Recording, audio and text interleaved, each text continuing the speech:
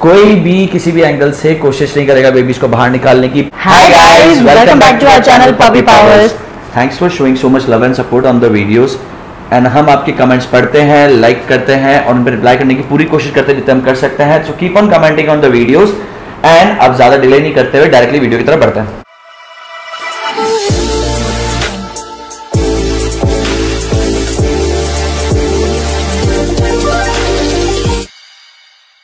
तो सबसे पहली चीज जो आपको ध्यान रखनी है मेट कराने से पहले वो ये कि वो 2 साल से नीचे की एज की नहीं होनी चाहिए। सेकंड चीज जो आपको ध्यान रखनी है वो बहुत हेल्दी हो, ना वो अंडरवेट हो ना वो ओवरवेट हो। तो प्लीज इन चीजों का बहुत ध्यान रखना और उसको कोई बीमारी ना हो। अगर उसे बीमारी है तो आपको सबसे पहले वो ट्रीट कराना बहुत ज्यादा इंपॉर्टेंट है। तो अब जो नेक्स्ट पॉइंट है दैट इज ऑल्सो इम्पोर्टेंट, वो है वेदर। वेदर ना ज्यादा ठंडा होना चाहिए ना ज्यादा गर्मी होनी चाहिए। जो बीच का टेम्परेचर, बीच का जो वेदर होता है ना, एक्चुअली वो बहुत सूटेबल होता है मेटिंग टाइम के लिए। और उसके बाद अगर बच्चों के लिए जो सूटेबल परफेक्ट टेम्परेचर होता है that is 28 degree Celsius to 30 degree Celsius. इस टेम्परेचर के बीच में ना आप न्यूबॉर्न्स को रख सकते हो आराम से, कोई इशू नहीं है। और इसके बाद जो आपको पता चलेगा कैसे कि आपकी फीमेल डॉग जो है वो प्रेग्नेंट है कि नहीं, उसके सिम्टम्स हैं फीमेल डॉग के जो निपल्स होंगे वो क्लियरली आपको विजिबल होंगे, वो स्वेल हो जाएंगे तो आपको अलग दिखेंगे, तो आप उससे बिल्कुल आइडिया लगा सकते हो कि हाँ ये प्रेग्नेंट है। दूसरी चीज जो कि आपको पता लगने के लिए जरूरी है दैट इज उसकी जो डाइट होगी वो ऑटोमेटिकली ना इंक्रीज होने लगेगी। या तो वो खाना कम करेगी या तो उसकी इच्छा नहीं करेगी या फिर उसकी इच्छा करेगी खाने की, और हो सकता है उसे वॉमिट भी हो। तो ये एक कुछ ना विजिबल है सिम्टम्स जो आपको आराम से दिखेंगे। तो आफ्टर 30-35 डेज बाद ना आपको है ना उसकी बेली है ना दिखने लगेगी थोड़ी थोड़ी, कि आपको पता चलेगा कि हाँ उसके अंदर लिटर है। सो उससे भी आपको एक आइडिया लगेगा। आपको ऐसे प्रॉपर नहीं दिखेंगे कि हाँ वो बिल्कुल हो गया, लेकिन वो आपको 40-45 डेज बाद आपको उसकी बेली अच्छे से दिखेगी। लेकिन आफ्टर 30-35 डेज बाद ना आपको ऐसे ना वो ऐसी हेल्दी फील करेगी, तो आपको पता चलेगा कि हाँ वो प्रेग्नेंट है। ड्यूरिंग प्रेगनेंसी आपको सबसे पहली चीज ध्यान रखनी पड़ेगी वो आपकी जो फीमेल डॉग है उसकी डाइट का ध्यान रखना पड़ेगा। स्टार्टिंग के 2 वीक्स तो आप जो आप खिला रहे हो आप नॉर्मली कंटिन्यू कर सकते हो, बट उसके बाद में आपको 3rd वीक के बाद में एक दिन में 4 या 5 डाइट देनी पड़ेगी हर 2-2.5 घंटे के गैप के अंदर, and should be a healthy diet. Yes, और हेल्दी डाइट से मतलब है मेरा जिसके अंदर सब कुछ होना चाहिए। तो मैं आपको बताती हूँ हेल्दी डाइट आप कैसे बना सकते हो, क्योंकि मैंने लीजा के लिए घर में अपनी हेल्दी डाइट प्रिपेयर करी थी। तो आप क्या करिए, चावल लीजिए, मूंग दाल लीजिए, सोया चंक्स लीजिए, इन तीनों को प्रेशर कुक कर दीजिए। इसके अंदर ना आप बाद में ना दही मिला सकते हैं, छाछ मिला सकते हैं, दोनों में से कुछ भी चलेगा, और चाहे तो पनीर मिला सकते हैं। वैसे सोया चंक्स हमारे प्रोटीन का सोर्स हो गए हैं, बट अगर आप चाहें तो उसे अच्छा बनाने के लिए आप थोड़ा मिला सकते हैं। इस मील में ना कार्ब्स भी हो गए, मिनरल्स भी हो गए, प्रोटीन भी हो गया। दही डाइजेशन के लिए बहुत अच्छा है, चावल हमारे कार्ब्स के लिए बहुत सही चीज है। सो इक्वल क्वांटिटी में लेना है सब कुछ, ऐसा नहीं कि एक चीज बहुत ज्यादा ले लिए दूसरी चीज कम। आप चाहे तो अपनी हर डाइट में ना थोड़ा सा डॉग फूड भी डाल सकते हैं, कोई प्रॉब्लम नहीं है।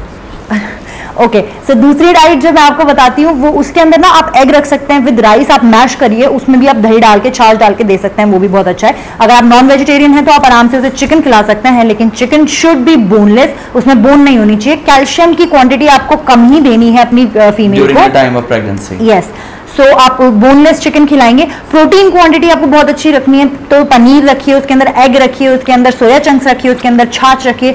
सो ये डाइट बहुत हेल्पफुल होगी और बहुत अच्छी रहेगी। और जो सबसे प्यारी मेरी लीजा की फेवरेट डाइट है दैट इज बॉइल्ड आलू विद राइस। सो आप भी ट्राई कर सकते हैं, बहुत अच्छी डाइट है ये। प्रेग्नेंट डॉग को आप किसी भी एंगल से किसी टाइप के रनिंग सेशंस नहीं देने हैं। नॉर्मल जो एक्सरसाइज करती है वही करे, नॉर्मल वॉक करे, इससे ज़्यादा कुछ कराने की जरूरत नहीं है। उछला कूद नहीं करे, ज़्यादा अच्छा है। हम लीजा को प्रेगनेंसी के टाइम पे 4 या 5 बार डॉग विजिट लेके गए हैं डॉक्टर के पास के अंदर। तो अगर आप चाहते हो तो आप ले जाइए।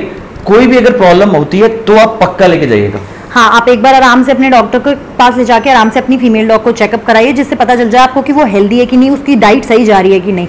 और आफ्टर 50-55 डेज बाद ना तो ही आपको पता चलेगा एक तो लिटर कितने हैं, तो आप तभी एक्सरे कराएं तो बेटर रहेगा। उससे पहले एक्सरे कराने की कोई जरूरत नहीं है, वो बिल्कुल वेस्ट ऑफ मनी है। सो आप आफ्टर 50-55 डेज बाद ना आप आराम से जाके एक्सरे कराइए, अगर आपको सूट करता है तो उससे आपको पता कराने की रिक्वायरमेंट इसलिए है कि आपको पता लग जाए टाइम ऑफ बर्थ कितने पपीज हैं, so that we can count कि ये लास्ट पपी है। Yes. So guys, during delivery के टाइम पे आपको क्या क्या चीज़ों की रिक्वायरमेंट होगी वो मैं बताती हूँ। आपको सिजर चाहिए, आपको थ्रेड चाहिए, आपको चाहिए कॉटन चाहिए, आपको चाहिए टिश्यू पेपर, न्यूज़पेपर और clean blanket, clean bedsheet, whelping box, clean pair of towel, और 6-7 टाल कम से कम होनी चाहिए, हैंड टाल भी चलेंगे। और आपके पास एक बकेट होनी चाहिए जिसके अंदर आपने आधा ना पानी भर रखा हो। इन सब के यूज बताती हूँ मैं आपको। थ्रेड आएगा काम, जो अम्बिकल कॉर्ड माँ कट कर लेती है तो हमें वहां पे एक थ्रेड बांध देना है, और बीटाडिन काम आएगी वहां पे लगाने, सेम अम्बिकल कॉर्ड पे लगाने के लिए कि खून नहीं आए। बकेट हमें इसलिए चाहिए क्योंकि जो प्लासेंटा होता है जो बेबीज के साथ आता है वो माँ खाए नहीं, तो हम उसे हटा के उस बकेट के अंदर डाल देते हैं। न्यूज़पेपर हमारे जो वेलपिंग बॉक्स है उसके नीचे बिछाने के काम आएंगे। ब्लैंकेट्स ऑब्वियसली बच्चों के लिए कवर करने के लिए, क्लीन बेडशीट ऑब्वियसली बच्चों को उसको सुलाने के लिए काम आएगी। और अब हमारे पास क्या बचता है, सक्शन पंप। सक्शन पंप जब कई बार बच्चों के नाक में और मुंह में ना फ्लूइड चला जाता है तो हम सक्शन पंप से वो फ्लूइड निकाल लेते हैं। तो ये सब आपके आराम से काम में आएंगी चीजें, तो ये आप लोग रख सकते हैं। कोई भी किसी भी एंगल से कोशिश नहीं करेगा बेबीज को बाहर निकालने की, प्लीज ये बिल्कुल मत करना, just because you will harm the babies and the mother दोनों को। ठीक है, बेबीज को बाहर निकालने के बाद में आप उनको पैटिंग करना जरूरी है, दैट इज हल्का सा टैप कर देना उनकी पीठ पे। ठीक है, 1.5 घंटे के अंदर आपको 1 घंटे के अंदर उनको दूध पिलाना बहुत ज्यादा जरूरी है आपको बेबीज को। Yes. अगर किसी भी एंगल से बेबीज की डिलीवरी होते हुए 1.5 से 2 घंटे का गैप आ रहा है तो किसी का वेट मत करना, डायरेक्टली डॉक्टर के पास ले जाना, जस्ट बिकॉज बेबी को बहुत बड़े इश्यूज आ चुके होंगे अगर वो नहीं आ पा रहा है बाहर, तो क्योंकि 1.5 से 2 घंटे का टाइम बहुत ज्यादा टाइम है। ये प्रोसेस जो डिलीवरी प्रोसेस है 15-16 घंटे तो आप मान के चलो, तो आपको है ना जगना पड़ेगा, आपको ध्यान रखना पड़ेगा, क्योंकि माँ कई बार बच्चों पे बैठ जाती है, बेबीज को दब जाते हैं बेबीज उसकी वजह से, तो ये भी आपको ध्यान रखना पड़ेगा। यस, तो इसमें जो चीज आपको ध्यान रखनी है वो ये कि 15-16 घंटे एक माँ बेबी को बॉर्न कर रही है तो वो बहुत ज्यादा थक भी जाती है, तो आपको है ना उसके पास ना पानी भी रखना है और उसका जो खाना है वो भी रखना है। कई बार एनर्जी बहुत ज्यादा डाउन हो जाती है तो वो एनर्जी का बैकअप करने के लिए मैं आपको घर का एक नुस्खा बताती हूँ जो हमने किया था, दैट इज हलवा। जो हम सूजी का हलवा बनाते हैं, आटे का हलवा बनाते हैं घी डाल के, that is very good source of energy आपकी डॉग के लिए। उसको एनर्जी आएगी, वो वापस से अपनी फॉर्म में आएगी। So yes, this is important. आपको आफ्टर बर्थ ये ध्यान रखना है बेबीज पे कि दूध पिलाते हुए माँ बेबीज पे किसी भी एंगल से नहीं बैठे, क्योंकि उससे वो बेबीज को हर्ट कर सकती है। दूसरी चीज जो आपको ध्यान रखनी है बहुत ज़्यादा जरूरी है कि बेबीज जो होंगे वो स्टार्टिंग में उनकी ना आँख खुली होती है ना उनके कान खुले हुए होते हैं, तो आपको हाथों से एडजस्ट करना पड़ेगा। आपको एक बेबी को स्टार्टिंग के अंदर 5 मिनट तक दूध पिलाना जरूरी है। वो ब्लोट करने लग जाएंगे, टमी का एक साइज होता है वो आ जाएगा, वो पता लग जाएगा, गुब्बारे से फूल जाते हैं वो, तो उस वक्त आप बेबीज को हटा लीजिए। ऐसे ऐसे वो बड़े होते जाएंगे, 5 के 7 मिनट, 7 के 10 मिनट, और ऐसे ऐसे ही गो ऑन चलता रहेगा।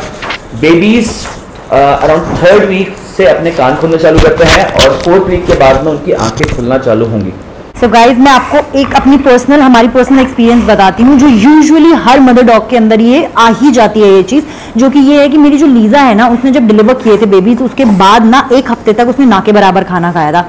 जब हम डॉक्टर के पास लेके गए तो हमें पता चला उसे मिल्क फीवर है। Milk fever usually her mother को हो जाता है, दैट इज जो पीछे वाले जो निपल्स होते हैं ना उनके अंदर है ना मिल्क है ना वो हो जाता है, कलेक्ट हो जाता है, तो उससे वो बहुत ज्यादा हार्ड हो जाते हैं, मिल्क कई बार आता नहीं है।